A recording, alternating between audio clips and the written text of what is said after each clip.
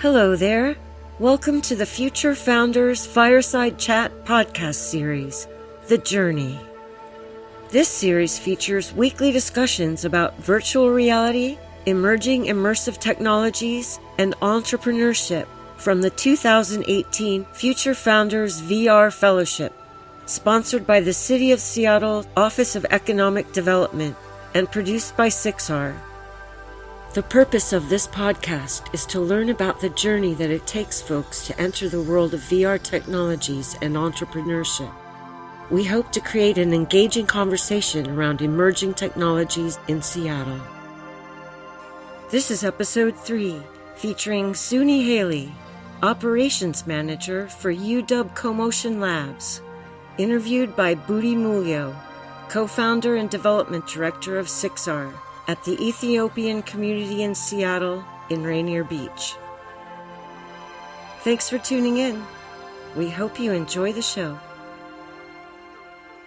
Oh, hi. Thank you so much for coming. This is a podcast for VR Fellowship, Future Founders VR Fellowships. Can you tell me about you? Who are you? Stuff with that. My name is Suni Haley. I am the manager for the University of Washington's Commotion Labs incubator at headquarters. We have 3 different labs across the UW campus and then 1 in Spokane that incubate different types of emerging tech startups. And I manage the building that runs the augmented and virtual reality startups. I have, I think, 24 different companies in my space right now that are playing with different types of technology for virtual and augmented reality. So it's a pretty exciting space to work at. Super cool. Can you tell us about your journey that got you to where you are in your career right now? Yeah, so I actually have a pretty non-traditional journey to get to where I am. I majored in English and Spanish when I went to college. I was going to go into politics, ended up working for the governor's office here in Olympia in their policy office. After that internship finished up, I had 2 job offers. One job offer was for a think tank in New York, and then I also got a job offer here in Seattle to be the operations manager for a ultimate Frisbee team in their inaugural year. So I took the Frisbee job because I like eclectic and unusual experiences. Worked with them for a season and then bounced around working a couple other different ultimate Frisbee type startups where I was usually the 3rd person hired. I really like the idea of building brands and the story that goes behind that. And I think that's one of the reasons why I became an English major, is because I've always been attracted to the art of storytelling and how do you create a narrative for whoever is consuming said narrative. I ended up moving to Portland, and the startup that I was working for at the time, the investor pulled his funding, and then I tore my ACL in an accident like 3 days later.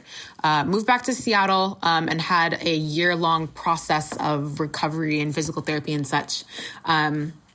I read tons of books during that process. 2 of the books that I read were Ready Player One, which I'm sure most people have heard of by now as the VR book, quote unquote, fiction book. And another book that is lesser known, but is Ready Player One for adults, I always joke, called Snow Crash by Neal Stephenson, who's a Seattle author. The year that I read that book, Neal Stephenson was hired by a notorious augmented reality company called Magic Leap to be their chief futurist for their Seattle office. And so I thought to myself, if Neal Stephenson can work in VR, then I want to work in VR. So after doing a very extensive deep dive into the Seattle community and those connections, I went to a meetup here in Seattle where I met you. CoMotion was hosting it. I ended up linking up with one of the startups that was on the panel during that talk, and after talking with him for about a week or two, he ended up hiring me to do some of the admin logistics biz dev work for his company. Worked with him for about 5 months, and then Commotion was hiring as my contract with him was ending. So I applied to be a temp for Commotion, and then they ended up asking me to stay full time. It was a very long story to say that all the stars basically aligned. Yeah. Well, I'm so glad that you stay at Commotion because Yeah. the Commotion is since you already talked about Commotion, can you tell us more about UW Commotion? Yeah, sure. So UW Commotion has a really interesting role, I guess. I think pretty integral role in the local ecosystem. So since we are a non-educational UW department, our primary goal is to service the UW community and kind of infuse our main pillars and tenets of entrepreneurship and exploration and those types of educational pathways into the UW community, specifically around tech. My role as the manager is to make sure that our incubator is full and healthy and those types of things, but also to make those relationships that are valuable for the companies in my startups, as well as making sure that students on campus can tap into our startups. So, for example, it's really hard to get an internship in VR. Those don't really exist. So students know that they can come to us, and I can try to match them and their skill set with a company, or a company can say, hey, I'm looking for a student to help me with this project for a month, and match them with that. We, as an incubator, we offer space to companies both inside and outside the UW. Right now, my portfolio is, I think, maybe 25% UW spin out, so PhDs or students, people doing research, and the rest are from the outside community. Other than that, we also just offer mentorship, training, those types of educational classes and connections to help them grow quicker than they would if they were on their own. Cool. Well, just a little bit more about that too. Like, can you tell us the company that's graduated and what's the story and stuff like that? So we have a couple of interesting successes. We have 3 different locations on campus. I guess I'll talk specifically about mine since this is a VR podcast. My building launched 2 years ago, so we're the newest of the 3 incubator spaces. One of our companies, the one that I actually worked for, was accepted into the Vive X accelerator. So one of their founders moved to China for 4 months and was part of an accelerator pitch program. And they found that very, very helpful, and they've been doing well ever since. Another one of my companies is a company called Omnivore, which I think is probably our biggest success right now. They were part of our program since the beginning. I think they had 1 or 2 desks to start, and they ended up scaling to 12 desks and have just moved out to get a warehouse in Georgetown, which is our goal. I don't think I mentioned this before, but our incubator space is specifically for companies in the pre-seed to Series A range. What that means is companies that are really around that first founder, first couple of founders, where they have a established business plan and maybe some initial investment or funding from family and friends, and a trajectory. And then we work with them all the way until they're raising their Series A round, which is generally $5 million-ish. And once they reach that 15% $5 million checkpoint, then they end up graduating because we can't host them anymore because they're too big for us. So they moved out, I think, a month or 2 ago. So I'm very, very happy. Sad also because I love them, but happy for them. That's our goal. We want them to grow and leave. Yeah. Very good neighbor. I spoke with them. Mm-hmm. Yeah. Mm-hmm. Super cool. They're great. This is about the journey back to that. Uh-huh. What were you already mentioned about where you started, where you were passionate about storytelling. Mm-hmm. Were there any obstacle that you encountered along the way? Obstacles for finding a if my first job working in VR, I would say no. And I think there's a couple different reasons for that. One is because I was very, very lucky and was in the right place at the right time, as I think it often happens for people that get jobs. Another one is because I think the Seattle ecosystem is pretty unique. And even when we get individuals from like New York or people to come up from California to visit, one thing they always comment on is how open the Seattle ecosystem is. We're truly community here. And even if you go to LA or San Francisco and try to make connections in the VR community, it's kind of very closed off because everyone's protecting their secrets or their secret sauce or whatever. And in our community, it's very open and people are very interested in collaborating and community building. Just people like yourself. There's lots of people here that want to have a community that gives and is sharing and mentoring and educating. So I think that was super helpful. I think probably the biggest barrier for me, though, has been a little bit of the imposter syndrome. Since I didn't have a classic tech background, and since I had been casually like investigating the scene for about six to 9 months before I was hired by the first company.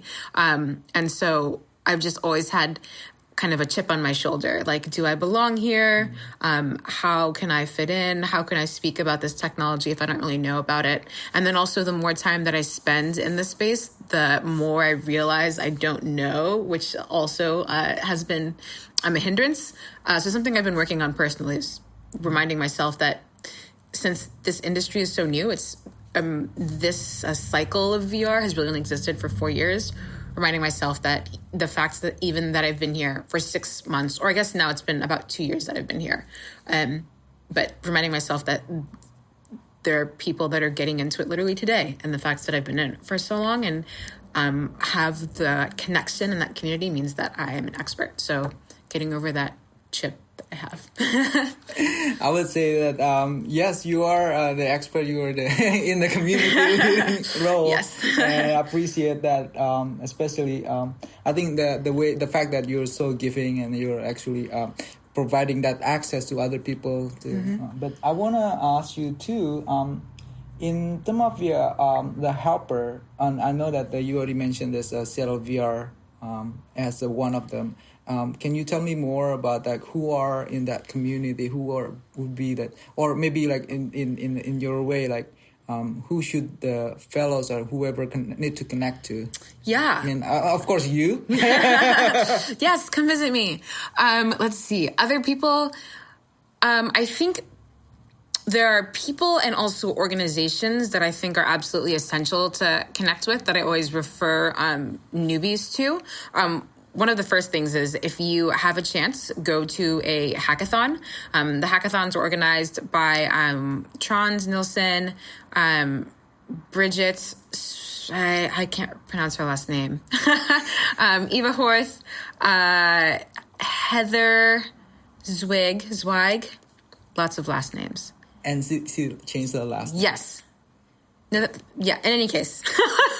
In any case, for people on this panel that organize the hackathon, people don't realize how many skills are required to create a VR experience other than just coding. And a hackathon is kind of the most aggressive way to see what it is like to develop a prototype that is a minimal viable product in literally a weekend. So I think that's one of the most valuable things to go to.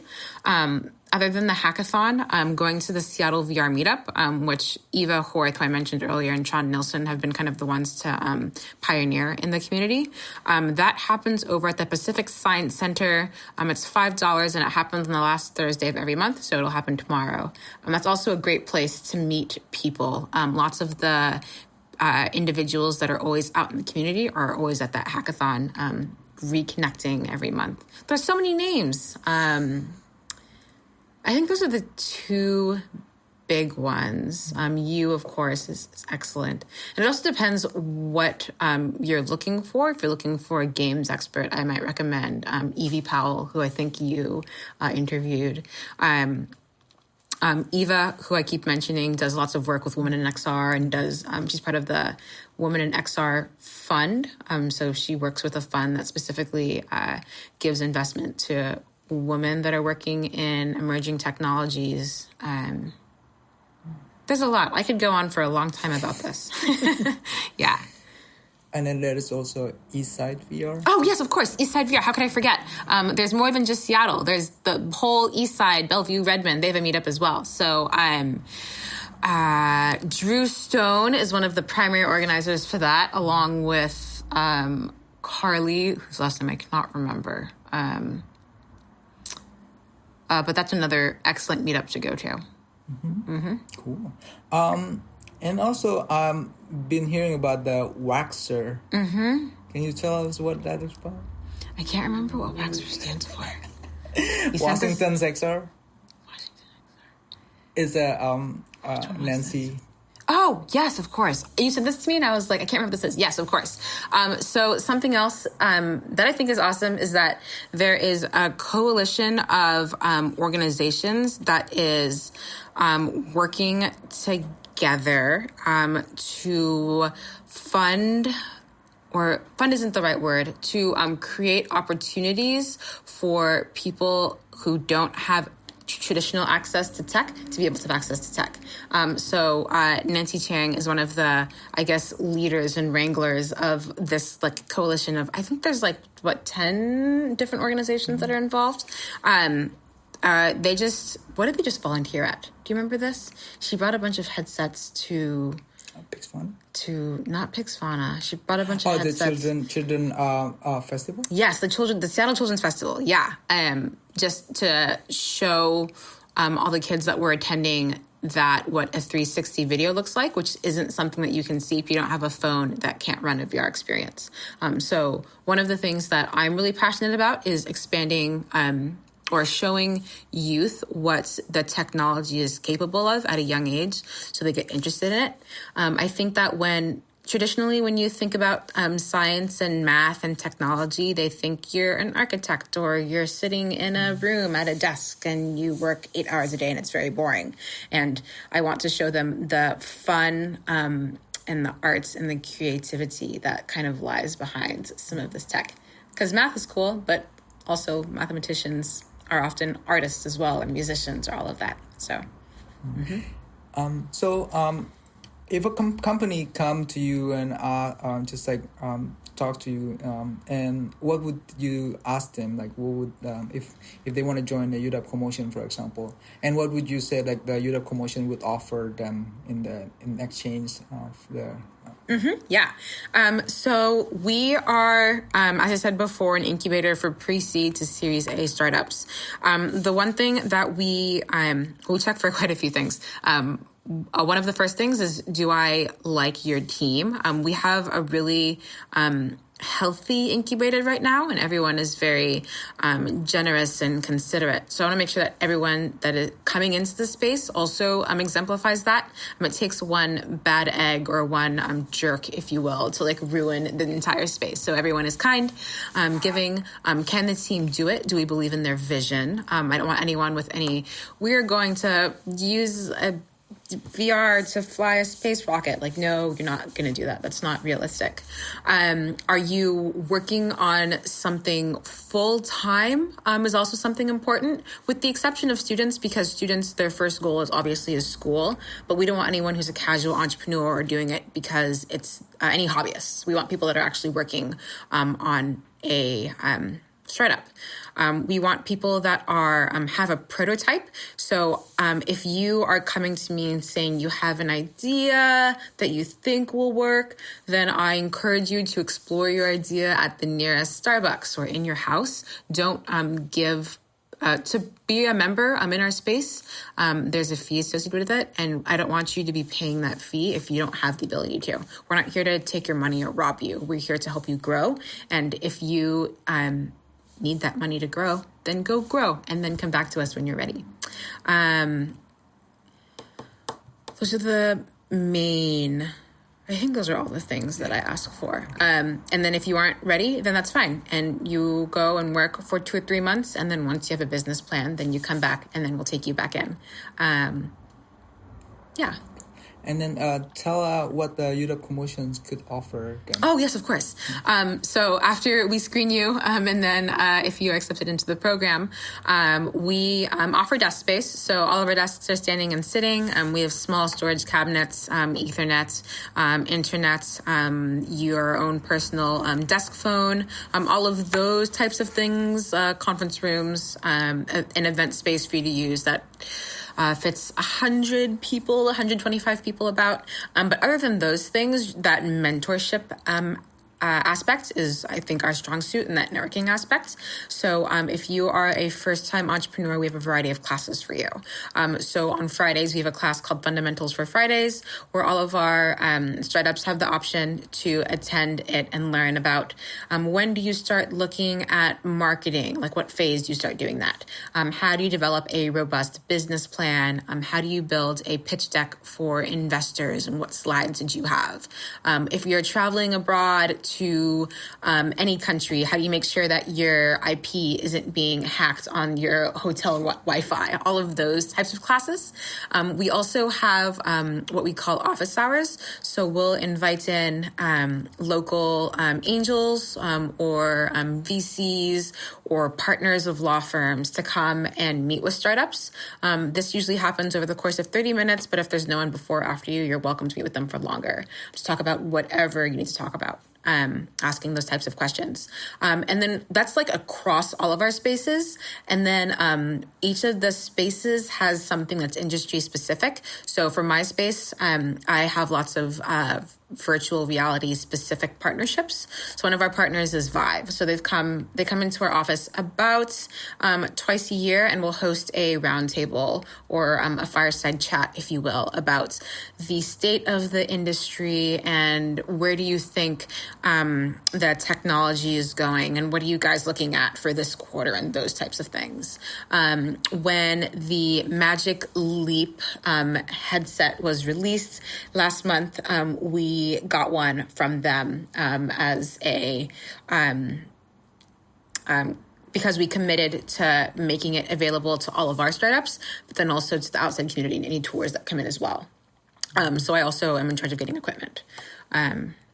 Yeah, those are the major things. And also, of course, if any of my startups have something specific that they want me to get, then I go out there and get them. A good example is a company called Valve released a type of controller that's different from the classic game controllers called Knuckles. And I got 5 of them for the lab for my companies to use. Because I can get things. It's easier for me to get things than it is for a tiny little startup who has 3 people to get things. So, have you ever, no, this is like a side, like, did you get to watch the Oculus 5? I did not. No, I've been so busy. I did see that they released their new headset, though, called the... Oculus Quest? Yes, the Quest. Renamed from Santa Cruz. Yes. So I'm excited about that. Yeah. But I haven't seen any of the other interesting news. Let me know when you got one. I will. This next year. I'll text you immediately. Yeah. Awesome. So this is a related to like maybe Eduardo. You could probably ask question too. Mainly, if you could give advice to your 18 years old self, what would that be? I'm just thinking about that.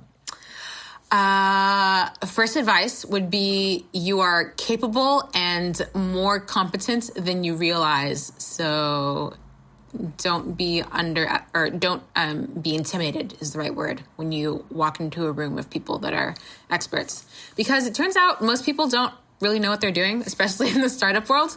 I think especially in the startup world, people are kind of hoping that everything works out. So you're competent. If you are in the room, then you have a right to be in the room because of your specific skill set. And don't forget that. Other things are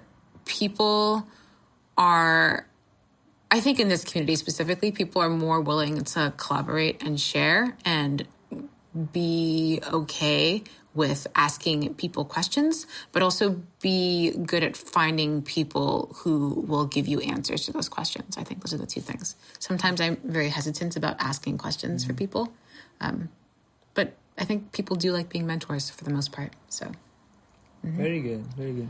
Do you have any question, Eduardo? Ask me anything. Yeah, well, I guess you kind of started to go on it already, but I think as like a lot of the fellows are like, we're all folks of color. Most of us are pretty young. And I think, imposter syndrome is something that's very common in our community. So I guess like what support really helped you, move forward with that, and like,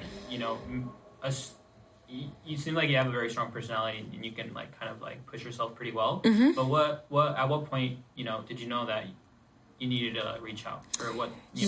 I would say, so another thing that I would add to my previous point then is find people that you trust that look like you or have the same struggles as you that can kind of help you forward.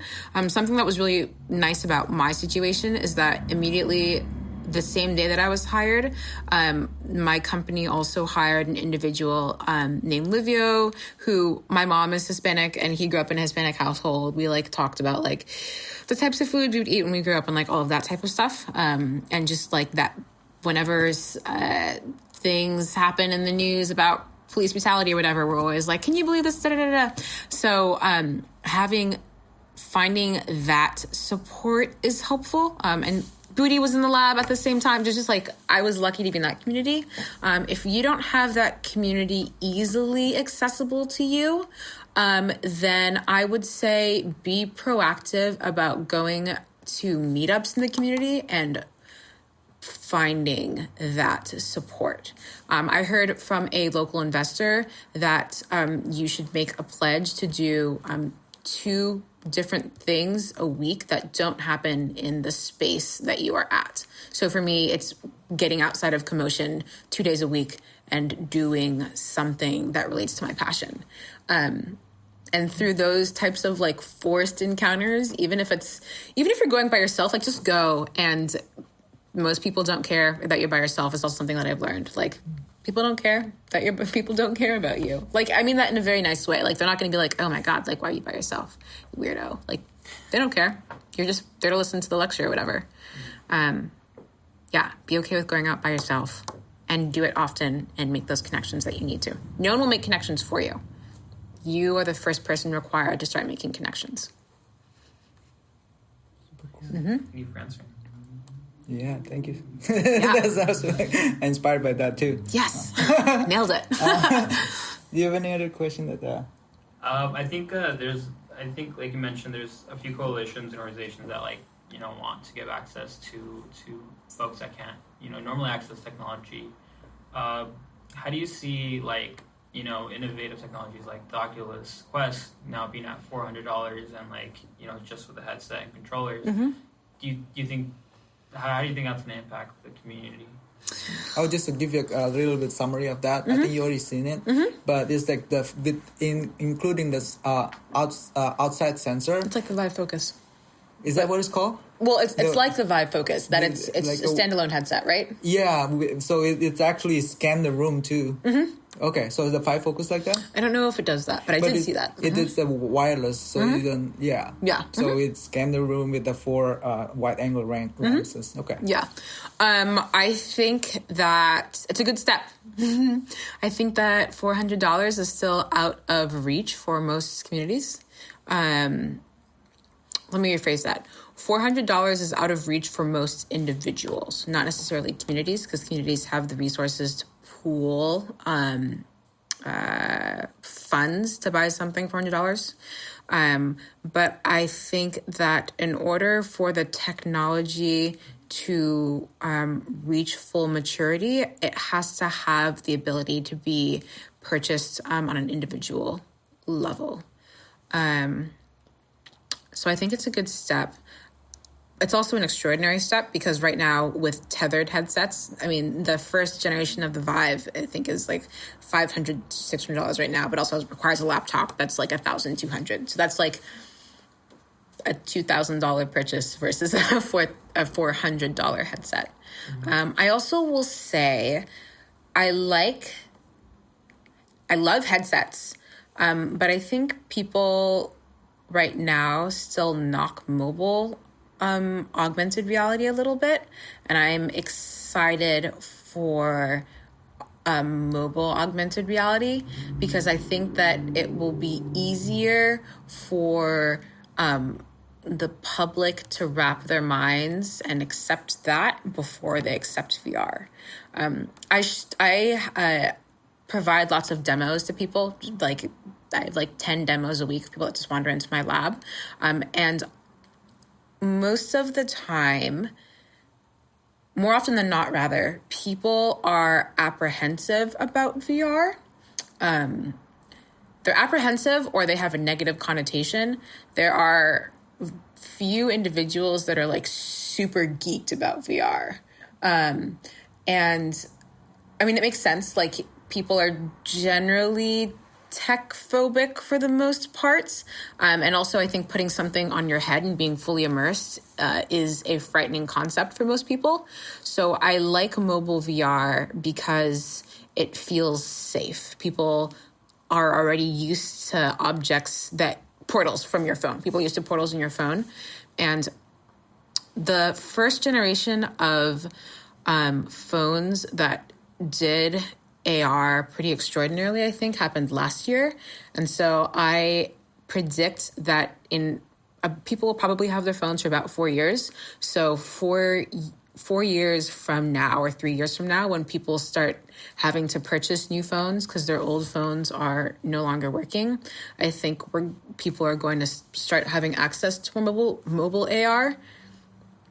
And I'm excited for that because if people do that, then I think they will realize that augmented or other types of realities, those types of portals are very compelling. That was a very long answer. Oh, that's great. Okay.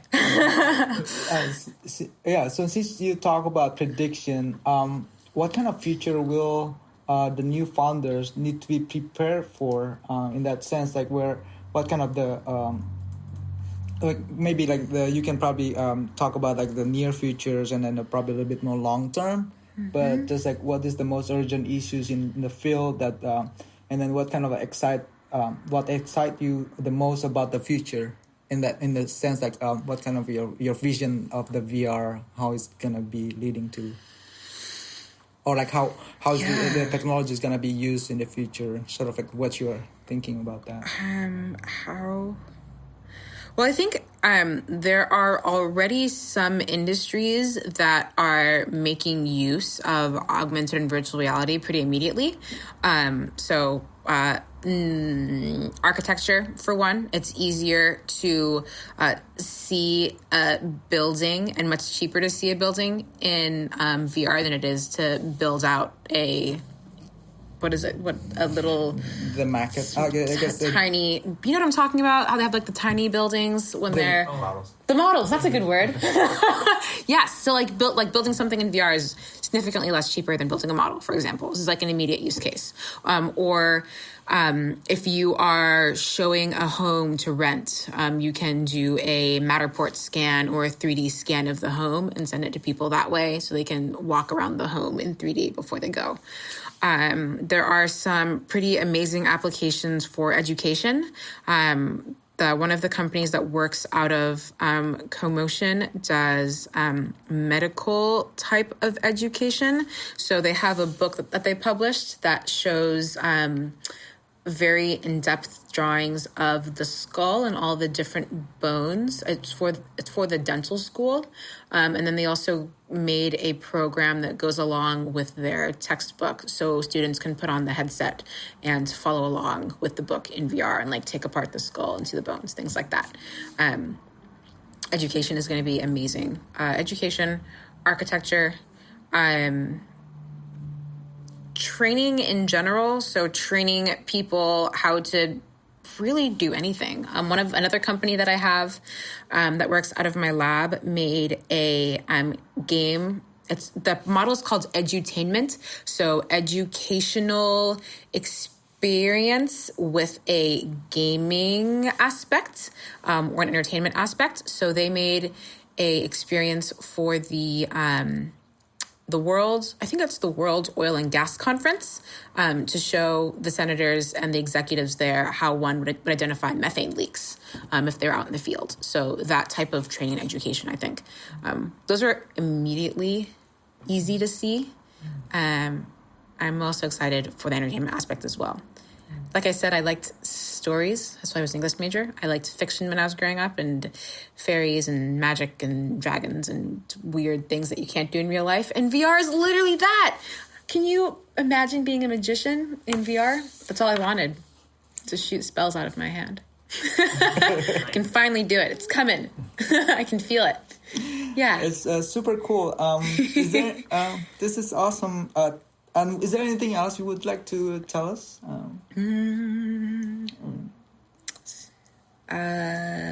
Don't give up. I think never stop learning. I think for the past year, I think this is since I've just been working at CoMotion for a full year now. I was initially a little overwhelmed, and also I think because of my imposter syndrome, I kind of stopped learning in a way because my brain was so full. And now that I feel comfortable and confident in my role, I have to remind myself, your journey is not over, and keep learning about what's new is coming on the market, and also like other types of technology. We're in a strange place right now where all of these emerging technologies will eventually converge, I think. So AI will one day, I think, seamlessly integrate with VR, and I'm sure there will be blockchain thrown in there and all of those things. So like the world is not just VR.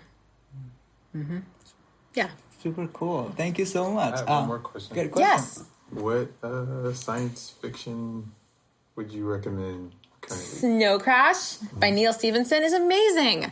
Yeah, I think I've read... pizza delivery. What'd you say? Yeah, I think I've read that twice now. He also... So, I love Neal Stephenson. He has another good book. Snow Crash is great. Another book by him is called The Diamond Age, which... So his writing is fascinating because he does like a year and a half of research to see if the fiction could theoretically happen. And he'll also do like intense, I think he was like archaeology major. So he'll do intensive like cultural dives about like Sumerian religion and like interweave it all into his books about like, this is theoretically how language would work if it was a virus, and how it would theoretically infect people, and like all of that. So his books are very like enormous to wrap your head around, because it's fiction, but also in the back of your head, you're like, wow, this like, I could see theoretically how this could happen. The Diamond Age is also a good one. It's kind of also VR. Yeah, those two I think are my favorites right now. Mm-hmm. Super cool. Yeah. Well, since you're here, maybe David can tell Suni about the Future Founders VR Fellowships. Like how is it?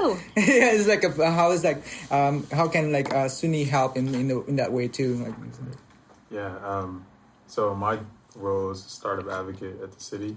I meet with tech startup founders and investors, and one thing that comes up a lot is people are looking for technical co-founders, and I point them to networking events at CoMotion. That is the best way to do it. And other places, but definitely it's something that's always on the top of my mind. How do we address that?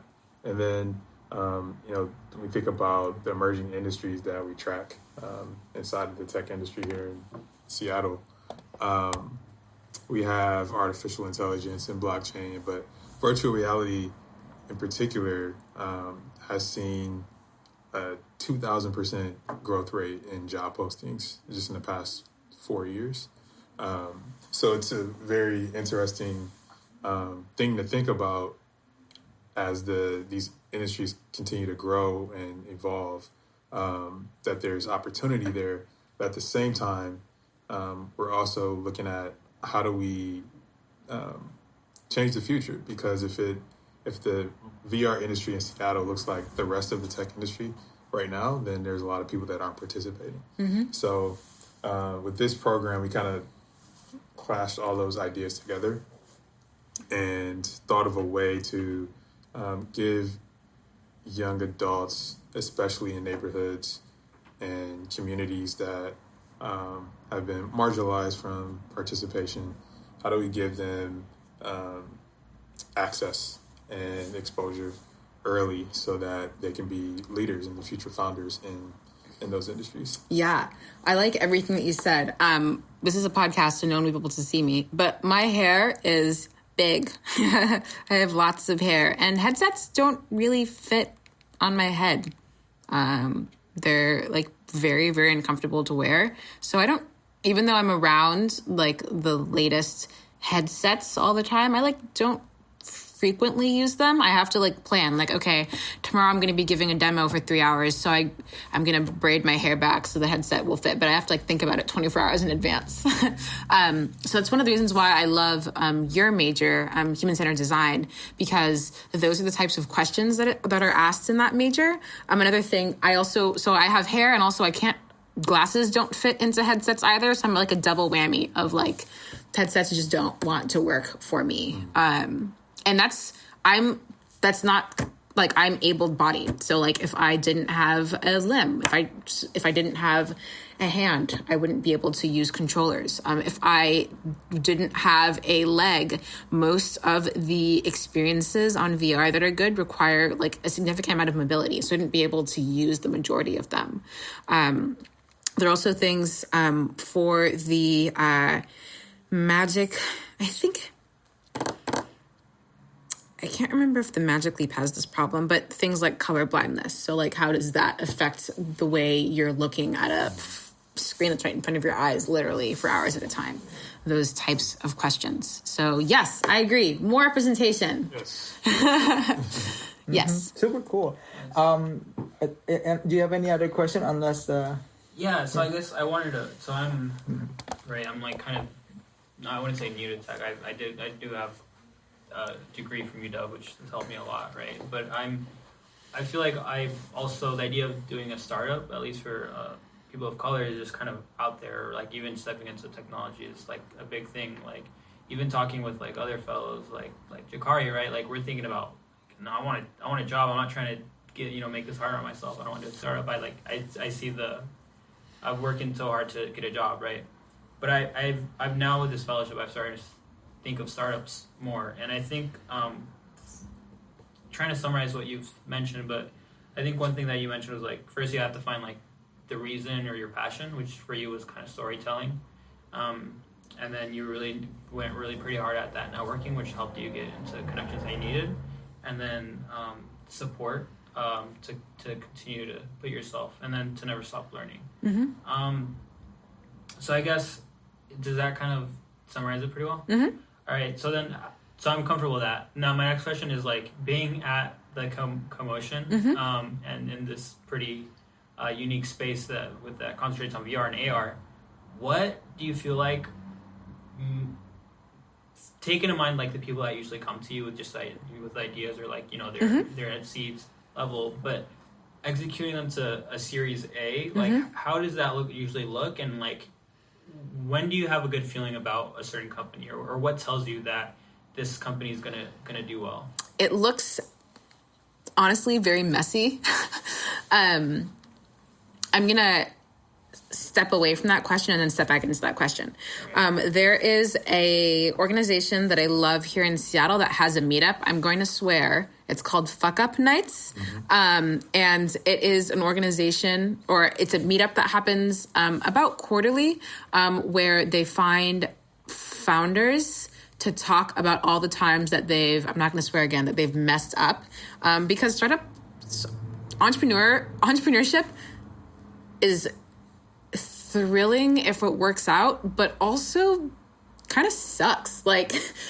You have to fail. There's a couple people, the unicorns, so Facebook, Instagram that get very lucky and succeed immediately and everyone knows about them. But for the most part, you fail and you fail and you fail and you fail before you find your one success, or you fail and you're like, I'm just going to go work for a large company because I had my adventure and I am tired of it. So to step back into your question, I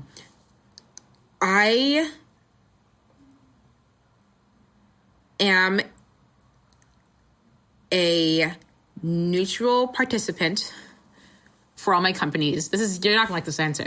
I'm a neutral participant for all my companies, and I believe in all of them, and my job is to help them find resources, no matter where they are, that will help them get to the next stage. It doesn't always work, because a lot of them end up failing, or for some reason move away, or maybe we're not the right fit for them, et cetera, et cetera. But I will say, for the ones that I have had the opportunity to watch grow over the past year or year and a half, it's a lot of like failures, and then they'll like have a great success and everything is going well, and then they'll coast in that success for 3 months, and then they like won't have a success for the long time, and then they're like, oh, we better have another success soon, everything will fall apart, and oh, our initial plan isn't working, so we have to pivot away and think of a new strategy because this one isn't working. So I don't really have a clean answer for you. It's a lot of like back and forth and failure, but sometimes it works out. Like the company that just moved out. Another company was acquired. You know Eric Newman. Eric Newman, his company was acquired by another company called Digital Domain. So he's like I think he's the only one that has had an exit from our lab in the 2 years that it's existed. But a lot of it is like luck. So I think entrepreneurship isn't accessible to minorities. It wasn't accessible to me. It's like only in the last like 3 years that I've been like, oh my God, a company, that'd be amazing. I would love to start that. But like I didn't. I talk frequently with individuals who tend to be white males that are 18, 19 that will come through CoMotion and be like, yeah, I'm going to start my own company. I like already have done this kind of before. And I'm like, literally how? You're 18. And it's also risky. And I think that for a lot of minorities, the fact that you went to college means that you're trying to minimize, and especially if you're doing tech as a minority in college, you're minimizing your risk. So being an entrepreneur is kind of the antithesis of that. I feel like I'm rambling at this point and not really answering your question. That's okay. Yeah. It's hard to answer. I don't. Do you know how much of it is like having a good team versus like great skills versus good idea or like network? All of the above are required. We have a lot of, if you are in the UW area, we have a lot of the Fundamental Fridays class that I mentioned are open to the public. So we have a lot of investors that will come through and talk about pitch decks and like what they're looking for. They almost always say at the pre-seed level, like if you aren't revenue generating, or even if you are, team is one of the most important things. Like when they're investing in you and when you're that first like 5-person company, they're looking for a team. So like, what's your unfair advantage? Why are they investing in you versus someone else that is similar to you? Team's important. Skills are important because that means that you have an unfair advantage over all the other companies that are doing something similar to you. Getting investment is hard because investors want their perfect person. And a lot of companies that don't succeed, not just in my location, but in all the 3 incubators, don't succeed because they can't find that correct investment.